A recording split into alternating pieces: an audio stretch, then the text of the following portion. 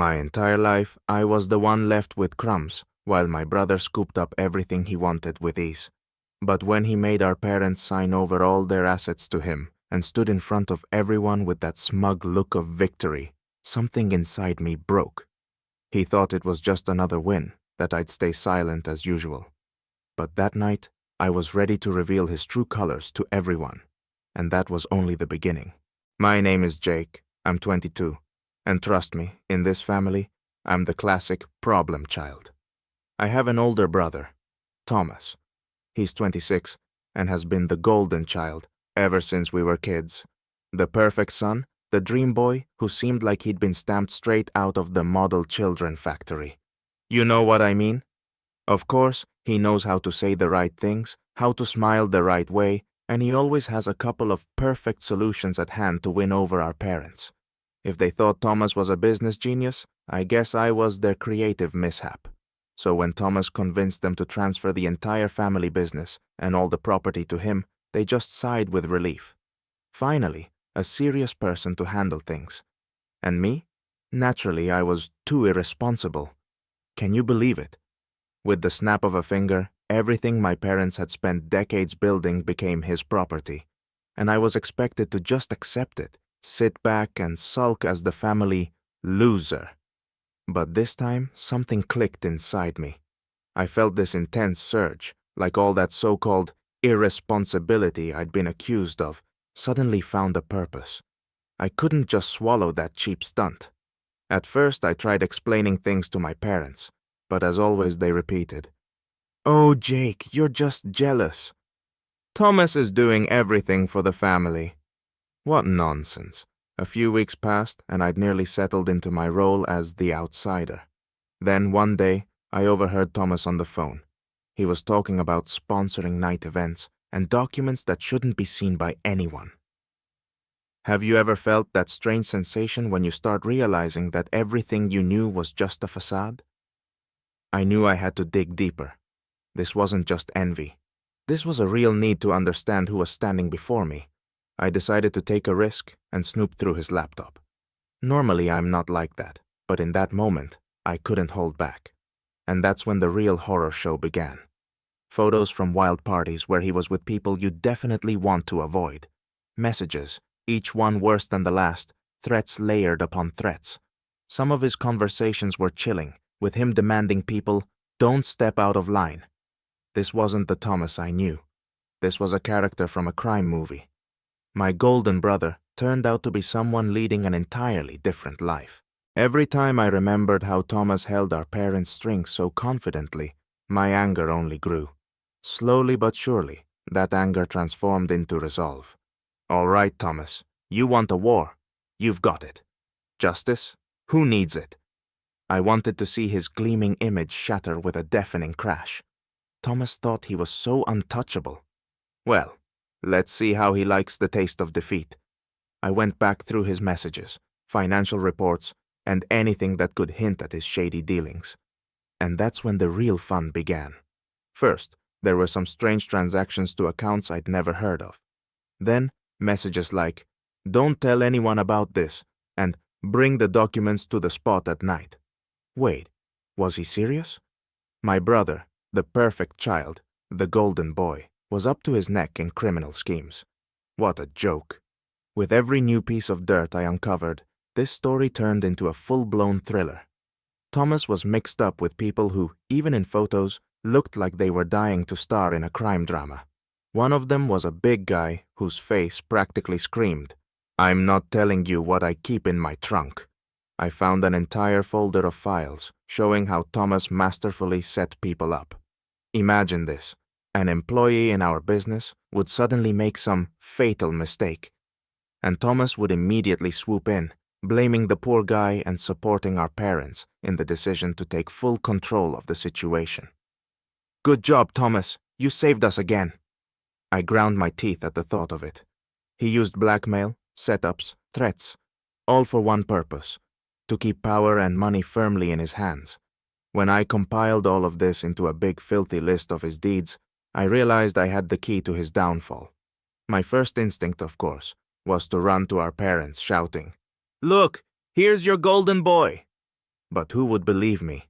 My parents, as usual, would probably say something like, "Oh, Jake, you're misunderstanding," or "Thomas was just protecting the family." So that path was a dead end from the start. But I had another plan. I decided to slowly wind Thomas up, like a spring. I started dropping hints, suggesting that maybe I knew more than he thought, that I had all the evidence needed to drag his reputation through the mud. At first he smirked at me, seeing me as the rebellious younger brother, but eventually I saw a flicker of something in his eyes. Fear. And that was my victory, small as it was, but it was the spark that ignited his panic. After I started playing Guess What I Know with Thomas, his behavior became straight out of a paranoid thriller. At first it was amusing. The golden boy, always so composed and self-assured, now looked like someone who had forgotten to turn off his internal alarm. He was jumpy, nervous, flinching at every word I said, as if he expected me to expose him at any moment. He even started whispering to our parents his latest theories about how I was a terrible brother, desperate to ruin everything out of petty jealousy. Oh, he tried hard. I stood before my parents with an "I'm listening" expression, as they recited their usual mantras about how family should be united and how brothers should support each other. You know, all that sentimental nonsense. I sat there, nodding with a stone-cold expression, thinking only about how this was all going to blow up in their faces soon. Thomas didn't realize I was already a step ahead. All I had to do was wait for the perfect moment, and I chose the moment perfectly. On the horizon was a major event, an evening where Thomas had invited all his influential friends and partners. It was supposed to be his coronation as a business success. Well, if Thomas wanted the spotlight, I'd be happy to give it to him. I started preparing a presentation, a little showtime for the guests. You should have seen the slideshow I made. Slides with his transactions, photos from his parties, messages where he openly talked about setting up employees. I even found recordings of him gleefully admitting to getting rid of people to maintain control. This was Dark Thomas in all his glory, and I knew public humiliation would be his ultimate downfall. He might have been able to handle me one-on-one, but in front of dozens of eyes? No way.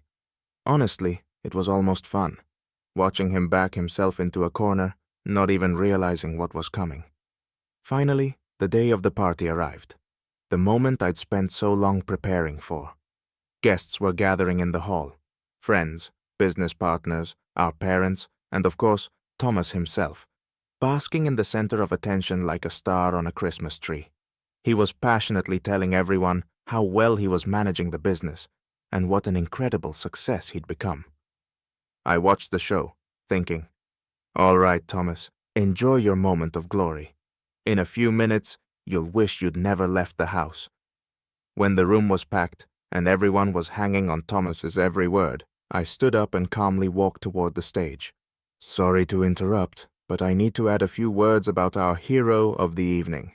I began with a smile, and the room went silent. Thomas tensed up but tried to keep his composure.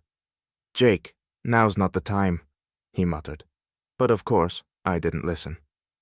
"So, friends," I continued, pulling out my laptop connected to the projector, "let me show you a different perspective on our dear Thomas's career."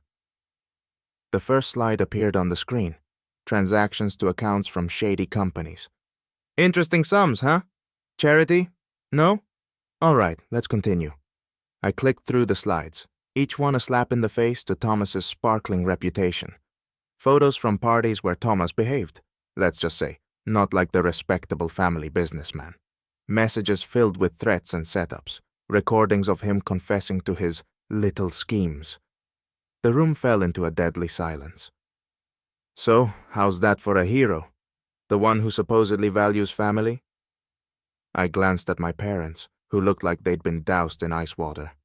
Thomas tried to defend himself, muttering about some dumb jokes and false accusations.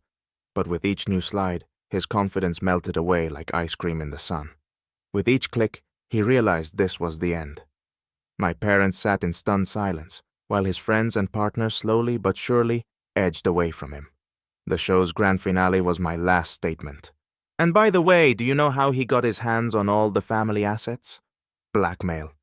Yes, Thomas knew exactly how to convince our parents they'd be safe if they just signed everything over to him. After that, everything unraveled for Thomas. He was left with nothing but the ruins of his own reputation. Everyone turned their backs on him. Parents, partners, even the friends who used to sing his praises.